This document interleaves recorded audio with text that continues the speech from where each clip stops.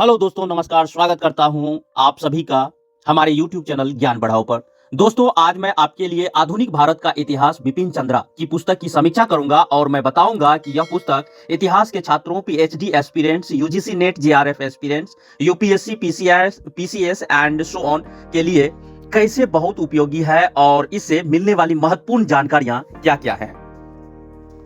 तो चलिए शुरू करते हैं। आधुनिक भारत का इतिहास, बिपिन चंद्रा।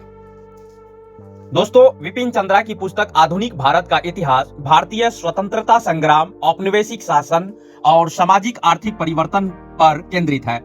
यह पुस्तक भारत के आधुनिक इतिहास को एक व्यापक और विश्लेषणात्मक दृष्टिकोण से प्रस्तुत करती है, जिसमें स्वतंत्रता संग्राम की विविध धाराओं, ब्रिटिश शासन की नीतियों और भारतीय समाज के विकास पर गहराई से चर्चा की गई है। भाग 1, ब्रिटिश उपनिवेशवाद की स्थापना और प्रभाव।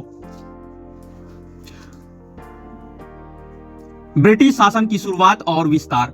1600 ईस्वी में ईस्ट इंडिया कंपनी की स्थापना और व्यापारिक गतिविधियां। 1757 का पलासी का युद्ध और 1764 का बक्सर का युद्ध ब्रिटिश प्रभुत्व की नींव। सत्ता का हस्तांतरण, व्यापार से शासन तक की यात्रा, डलहौजी की व्यापक सिद्धांत, डॉक्ट्रिन ऑफ लैप्स नीति और भारतीय राज्यों का विलय। ब्रिटिश शासन की आर्थिक नीतियां। कृषि नीतियां, अस्थायी बंदोबस्त 1793, रैयतवाड़ी और महालवाड़ी व्यवस्था। औद्योगिक शोषण, भारतीय कारीगरी का पतन, ब्रिटिश उद्योगों का वर्चस्व। व्यापार नीतियां, भारतीय अर्थव्यवस्था को ब्रिटिश व्यापार के लिए सहायक बनाना। सामाजिक धार्मिक सुधार और नवजागरण, राजा राम मोहन राय और ब्राह्म समाज, ज्योतिबा फूले और सत्यशोधक समाज, स्वामी दयानंद सरस्वती और आर्य समाज, ईश्वरचंद विद्यासागर, समाज सुधार और स्त्री शिक्षा, 19वीं सदी के सामाजिक सुधार आंदोलन और पुनर्जागरण। भाग 2, 1857 की क्रांति और भारतीय राष्ट्रवाद का विकास।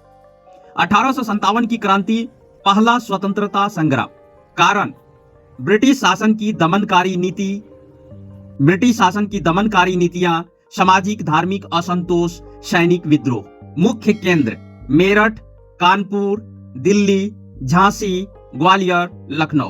प्रमुख नेता बहादुर शाह जफर, नाना साहेब, तांतिया टोपे, झांसी की रानी लक्ष्मीबाई, कुंवर सिंह। परिणाम, ब्रिटिश क्रूरता, कंपनी शासन का अंत, 1858 का शासन अधिनियम, प्रत्यक्ष ब्रिटिश शासन की स्थापना। भारतीय राष्ट्रवाद की शुरुआत 1858 से 1905। 1861 का भारतीय परिषद अधिनियम और सुधारों की शुरुआत। भारतीय राष्ट्रीय कांग्रेस की स्थापना 1885। A.O. ह्यूम, दादा भाई नौरोजी, सुरेंद्रनाथ बनर्जी। प्रारंभिक कांग्रेस, नरमपंथी गोपाल कृष्ण गोखले, दादा भाई नौरोजी और उग्रवादी बाल गंगाधर तिलक, लाला लाजपत राय, बिपिन चंद्र पाल। बंगाल विभाजन 1905 और स्वदेशी आंदोलन। लॉर्ड कर्जन द्वारा बंगाल विभाजन की घोषणा 1905। स्वदेशी आंदोलन, ब्रिटिश वस्त्रों का बहिष्कार, स्वदेशी वस्तुओं को अपनाना। राष्ट्रीय शिक्षा आंदोलन, बंकिम चंद्र चट्टोपाध्याय और वंदे मातरम। सूरत विभाजन 1907, कांग्रेस में नरमपंथियों और उग्रवादियों का अलग होना। भाग 3, गांधी युग और भारतीय स्वतंत्रता संग्राम। गांधी जी का आगमन और असहयोग आंदोलन 1919 से 1922। महात्मा गांधी का दक्षिण अफ्रीका से भारत आगमन 1915। रॉलेट एक्ट 1919, प्रेस और व्यक्तिगत स्वतंत्रता पर पाबंदी। जालियांवाला बाग हत्याकांड 1919, जनरल डायर की क्रूरता। असहयोग आंदोलन, सरकारी पदों का त्याग, विदेशी वस्त्रों का बहिष्कार, स्वदेशी अपनाना। 1922 में चौरी चौरा कांड के कारण आंदोलन की वापसी। सविनय अवज्ञा आंदोलन 1930 से 1934। दांडी मार्च 1930, नमक कानून का उल्लंघन। गांधी इरविन समझौता 1931, गोलमेज सम्मेलन में भागीदारी। द्वितीय विश्व युद्ध और भारतीय राजनीति 1942 का क्रिप्स मिशन और गांधी जी का भारत छोड़ो आंदोलन।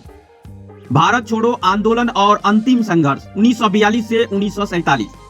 9 अगस्त 1942, अंग्रेजों भारत छोड़ो आंदोलन की घोषणा।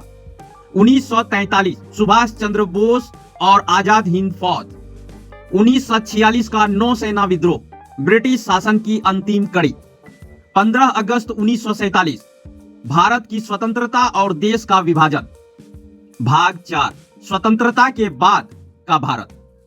स्वतंत्र भारत के प्रारंभिक वर्ष, संविधान निर्माण और 1950 में संविधान लागू, कृषि सुधार और पंचवर्षीय योजनाएं, भारत के विकास की नई दिशा, नेहरूवादी समाजवाद और गुटनिरपेक्ष नीति, 1962 का भारत चीन युद्ध, 1965 और 1971 के भारत पाक युद्ध, आपातकाल 1975 से 1977 और भारतीय लोकतंत्र पर प्रभाव। तो दोस्तों, बिपिन चंद्र की आधुनिक भारत का इतिहास स्वतंत्रता संग्राम को केवल एक राजनीतिक आंदोलन के रूप में नहीं, बल्कि एक सामाजिक और आर्थिक क्रांति के रूप में देखती है। यह पुस्तक न केवल ब्रिटिश शासन की नीतियों की आलोचना करती है, बल्कि यह भी दिखाती है कि कैसे भारत ने औपनिवेशिक दमन का सामना किया और अपनी स्वतंत्रता प्राप्त की। मुख्य संदेश: भारत का स्वतंत्रता संग्राम केवल कुछ नेताओं का संघर्ष नहीं था, बल्कि यह आम जनता का आंदोलन था। ब्रिटिश नीतियां भारत के आर्थिक और सामाजिक विकास के लिए हानिकारक थी। आधुनिक भारत का निर्माण राष्ट्रवादी संघर्षों, सुधारों और जन आंदोलनों का परिणाम था। यदि आप आधुनिक भारत के इतिहास को गहराई से समझना चाहते हैं, तो यह पुस्तक आपके लिए अनिवार्य है। यह हमें हमारी जड़ों और संघर्षों को समझने का अवसर देती है, ताकि हम भविष्य के लिए सही दिशा में कदम बढ़ा सकें। क्या आप इस विषय पर और अधिक जानकारी चाहते हैं? यदि हाँ, तो इस पुस्तक को अवश्य पढ़ें और अपने विचार हमें बताएं। धन्यवाद दोस्तों।